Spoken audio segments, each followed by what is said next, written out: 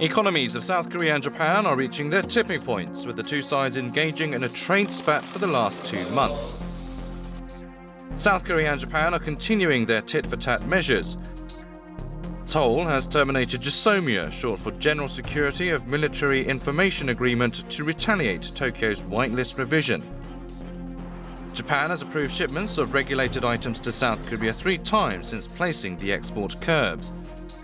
But experts don't see this as Tokyo's conciliatory gesture, but rather a move to justify its stance at the WTO complaint. South Korea's economy faces bigger uncertainties since Japan can deliberately place additional trade measures whenever it wants.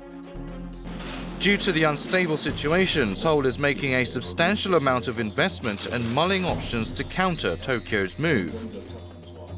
It is to be seen whether South Korea could turn the crisis into opportunity and become a more economically self-reliant nation. Well, welcome to The Point. I'm your host, Daniel Che. 2 months into the trade dispute with Tokyo, Seoul experienced monumental events including the Whitelist revision, termination of GSOMIA, and the boycott of Japanese products and services. What about efforts to mend ties? We have a panel of experts joining us to hold in-depth discussions on these topics and much more. So, let's get to the point.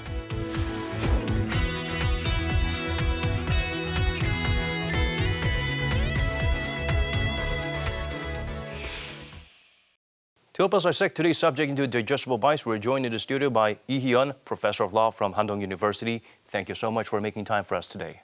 It's good to be here.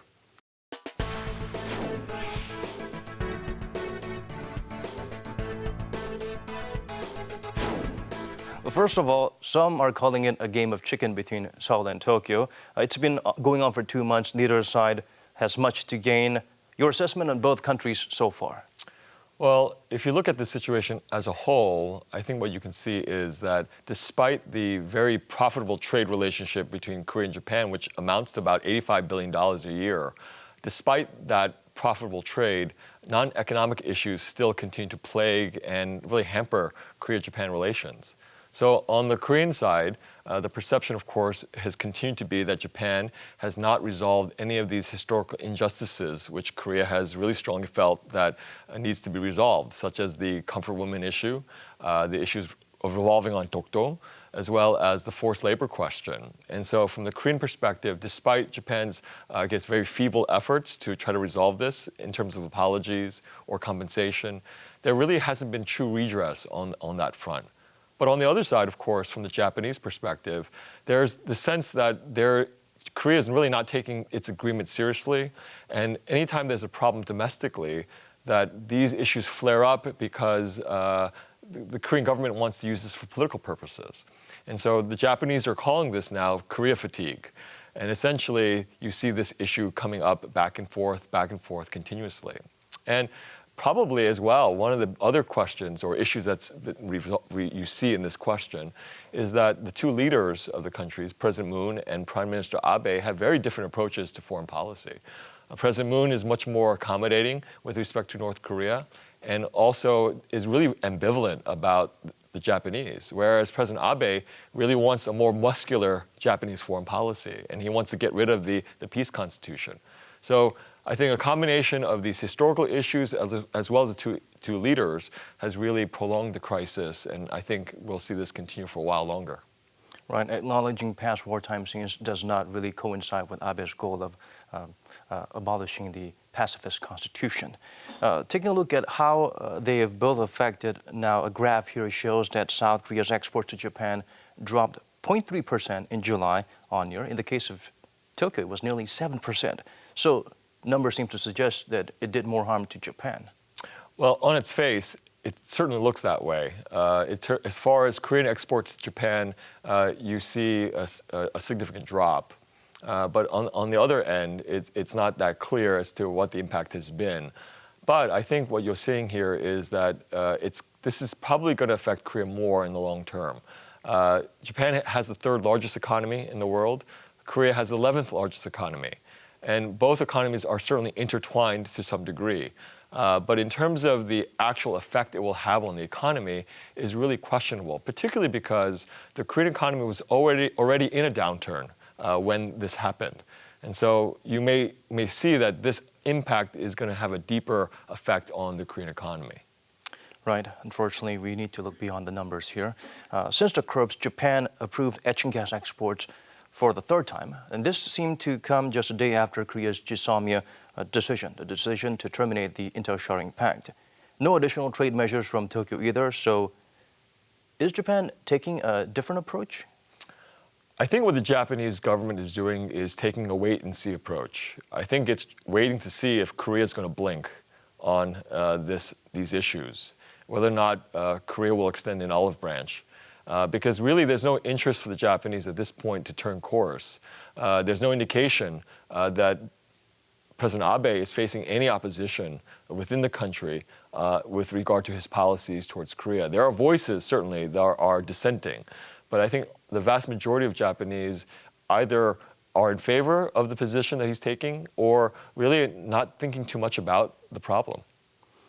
Another factor is the optics, how the global community perceives Japan's actions. How much of it is affecting Japan's decisions in terms of toning down its hardline stance in this ongoing trade conflict with South Korea? Well, we've seen, certainly the international media has commented and I think generally been very negative in terms of the Japanese using these trade measures in this way, sort of weaponizing its trade policy against Korea. And I think you're seeing voices again against the Japanese on these matters. But again, whether or not Japan will actually be moved by this pressure from the media, unless there's something else that happens, it's really, again, unclear that Japanese will sort of move from this perspective and continue with its policies as we've seen. Garnering positive support from the international community in preparation for Korea's WTO lawsuit seems to be another very important homework for Japan. Right. Japan, of course, has to be concerned about the legal ramifications. And certainly in terms of its perception around the world, that while it says it's in favor of free trade and encouraging countries to engage in free trade with itself, it really is, I think, a bad sign for other countries to look at what Japan is doing to Korea, and maybe they're going to think twice in terms of engaging and deepening their ties with Japan if Japan can use its leverage in this way to force smaller countries to obey its will. Right. I'm going to pause you there for a second, Dr. Lee. We're going to talk to some experts from outside of Korea for now. It's time for our first Skype session of the day. We have Jonathan B. Miller, Senior Fellow from Japan Institute of International Affairs, joining us to fill us in on how Japan is coping with the situation. Hello there, Jonathan. Well, thanks again for having me on today. Thank you for making time for us. Well, Tokyo has not imposed additional trade measures since its whitelist revision has taken effect. Why is that? Well, thanks again for the question. I think the reason why Japan hasn't really placed any restrictions is that it sees this whitelist exemption as something very isolated. This is something that Japan has put in place due to its national security concerns on export controls. So I think the last thing that Tokyo wants to do is have a broader trade conflict or open-ended trade war with Seoul. I don't think that ever was the intention when the whitelist exemption decision was made. So I think that you're going to see this being dealt with very much in the bureaucratic channels, and I think Japan really wants to have a working level discussion on this, but does not want this to kind of spiral into a broader trade conflict with South Korea. About 2 months have passed since Japan has imposed these export curbs. Has there been any significant impact within Japan? So the time is actually a little bit short to really make a great assessment on how this is impacting Japan's economy. These decisions on the whitelist exemption have just been made recently this summer. So if we're really going to see some impact from this in the Japanese economic figures, it'll be something we'll be seeing more towards the end of this year, early next year.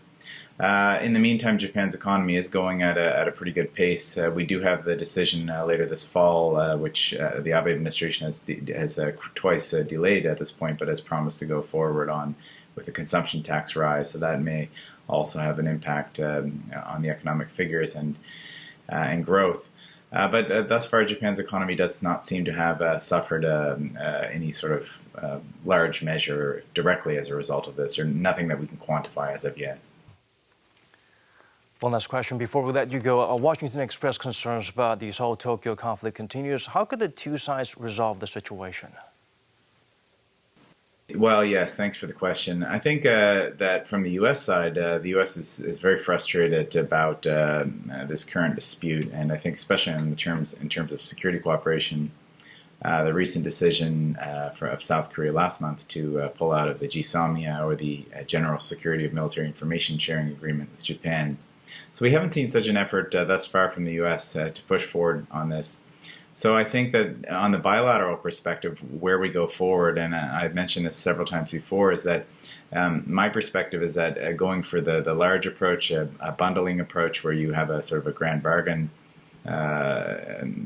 method, and you kind of look at some of the different issues that they have, whether it's on the 1965 treaty with regard to the Supreme Court cases on laborers, whether it's a comfort women issue, or whether it's this whitelist exemption issue and other issues that they have. I think that is a flawed approach, and they've tried that in the past to try to bundle together a lot of their issues and look for kind of a political rapprochement.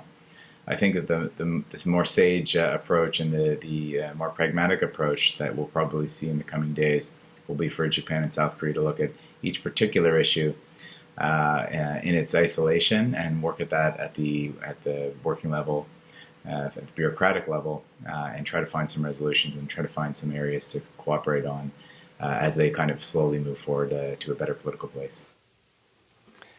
As always, thank you so much, Jonathan, for your time and your expertise. Thank you. As the trade dispute continues, South Korea is carrying out measures to reduce dependence on Japanese products. We have a clip to show what the government has in mind to help accomplish this goal. Amid the prolonging trade spat, the South Korean government is actively carrying out procedures to ease its reliance on Japanese products. 자유롭고 공정한 무역 체제가 흔들리고 정치적 목적의 무역 보복이 일어나는 시기에 우리 경제는 우리 스스로 지킬 수밖에 없습니다.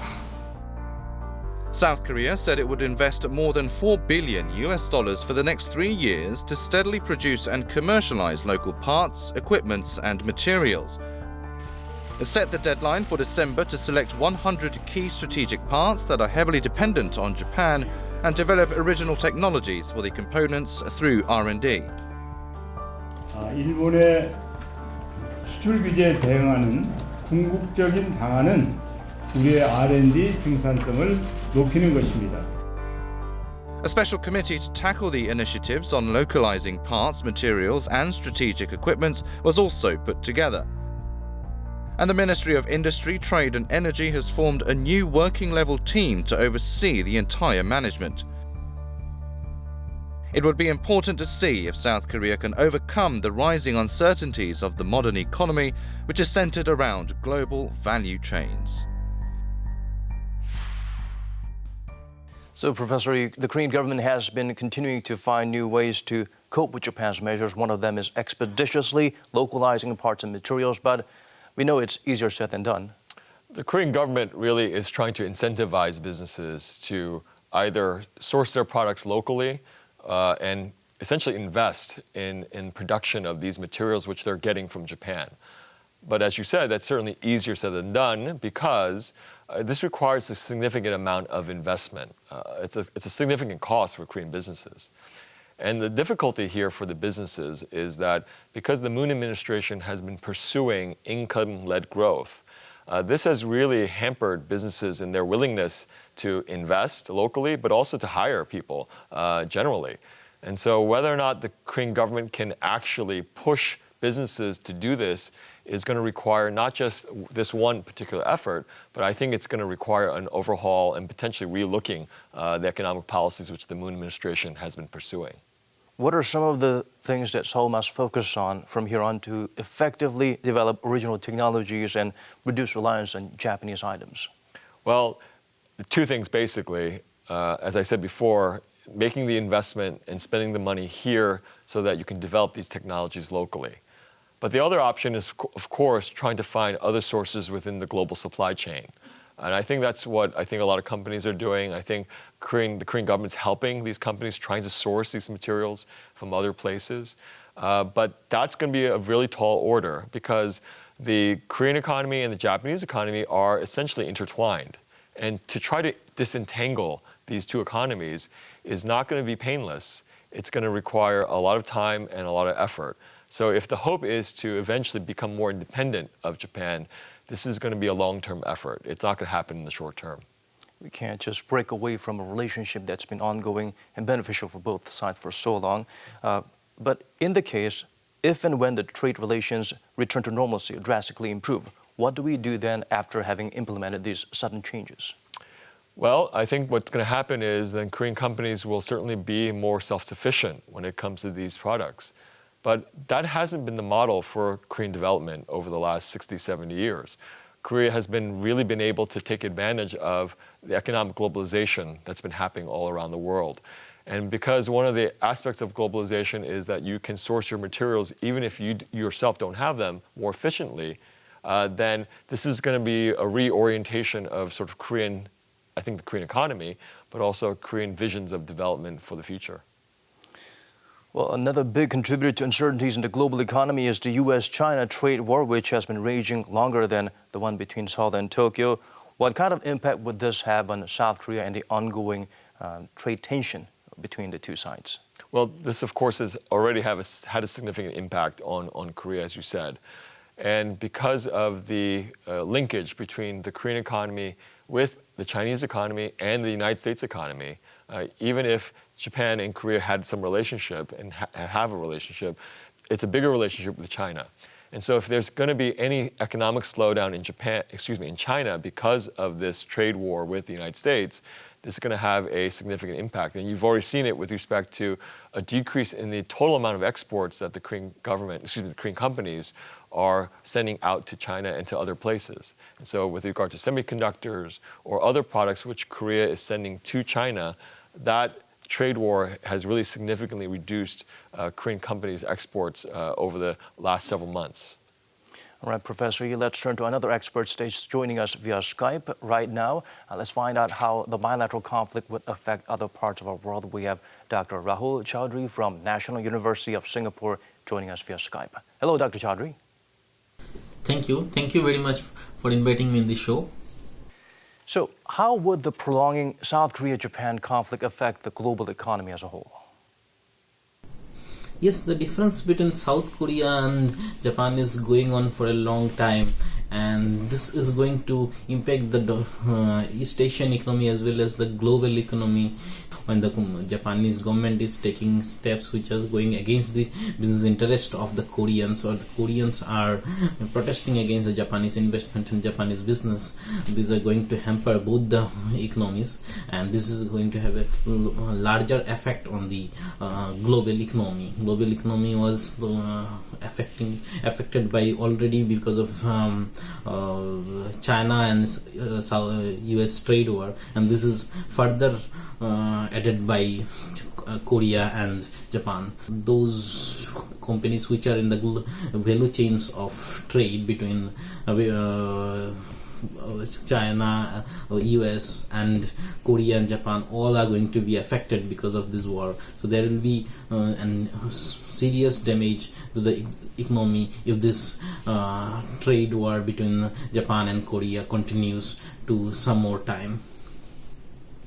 There's growing uncertainty now because of these trade disputes between the United States and China and between Korea and Japan. How is this going to affect the global economy in the future? Yeah, there is a sense of uncertainty is prevailing across the world because of the trade war that, as I already told about, China and USA. And now, when Japan and Korea is engaged, the sectors like petrochemicals, cosmetics, tourism between Korea and Japan is going to be affected. And if we talk about the manufacturing sector, we also see that there are the country organizations which are sending their raw materials or their goods to both Japan and Korea, which are used as final goods, which are raw materials to produce finished goods by different industries, different sectors in these two countries. are going to be affected, because mainly both Japan and Korea source their raw materials from the countries of Southeast Asia and South Asia. Those factories in these two regions are also be affected by this tussle between these two nations.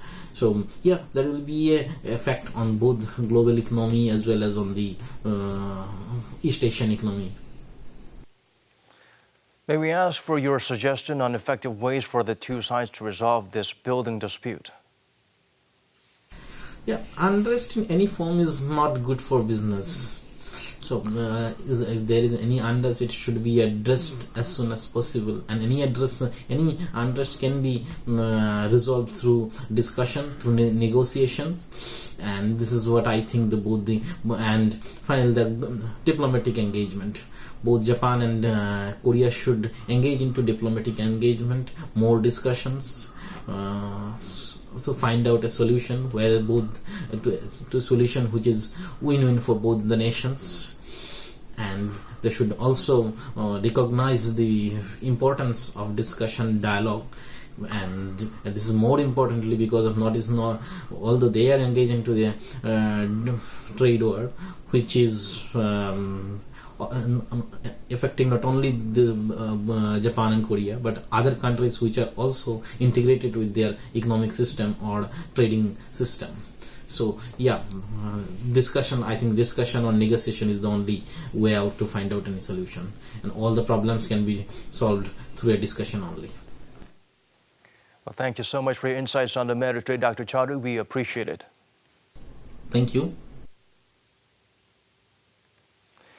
Now, it seems like we have a tough road ahead with the global economy turning unstable and the trade spat expected to continue, and the world probably putting South Korea and Japan under a microscope with all the dispute that's been raging. Could you give us your take on how things could unfold from here, and what could Korea do to overcome this crisis? Well, unless there's a significant breakthrough anytime soon, what you're going to see is probably this conflict going to fester and continue, at least for the short term and maybe into the medium term, certainly. On the economic front, the difficulty, of course, for Korea will be because of the overall situation with the Korean economy. This trade dispute really puts more pressure on what the Korean economy has been doing for the last basically year and a half. And the real concern, I think, at this point for Korea is getting into a recession. So because of the trade dispute, that's going to put a lot more pressure on Korean companies now to do more. And whether or not these Korean companies will invest to do the things that they will need to do to overcome this will be, I think, a question for the Korean government to deal with. Now, on the political front, there's, I think, a bigger question here. Unless the Moon administration wants to see a realignment of the geopolitical circumstances which have defined Northeast Asia for the past 70 years, because I think what's happening here is the Moon administration is a lot more willing to engage North Korea and wants to be more constructive. But the United States, of course, and Japan are decidedly less optimistic about that relationship. And whether or not the Moon administration can walk this line between engaging North Korea but also working with its traditional allies is a political issue which the Moon administration has to deal with. So both on the economic front and on the political front, these two issues really confront Korea on this question. And how Korea resolves this is going to require dealing with both sides of this question. A very tough balancing act ahead for the South Korean government. Well, this is where we have to wrap things up, unfortunately. We appreciate you coming in today and making our program complete today.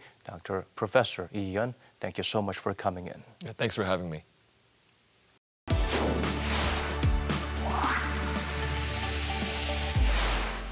Due to the extended trade spat, the economies of South Korea and Japan are clouded with uncertainties. Let's roll the clip to find out the latest in this development. Samsung Electronics held a forum in Tokyo on Wednesday on the chip-making business, and despite the trade tensions with Japan, it was bigger than last year. Called the Samsung Foundry Forum 2019 Japan, it was a chance for the South Korean chipmaker to showcase its technology portfolio and build ties with Japanese companies. It drew around 320 participants, which is a notable success considering the restrictions that Japan has placed on companies like Samsung that have long relied on a few key Japanese exports. The world we live in, it's intertwined and closely knitted with people and countries with different beliefs and values, but at the same time, they share one same vision, economic logic. Perhaps it's time for South Korea and Japan to acknowledge this fact, lower their guards, and work together towards finding a solution to the ongoing trade dispute. That's all we have for you at this hour. Do join us again same time next week for a brand new episode of The Point.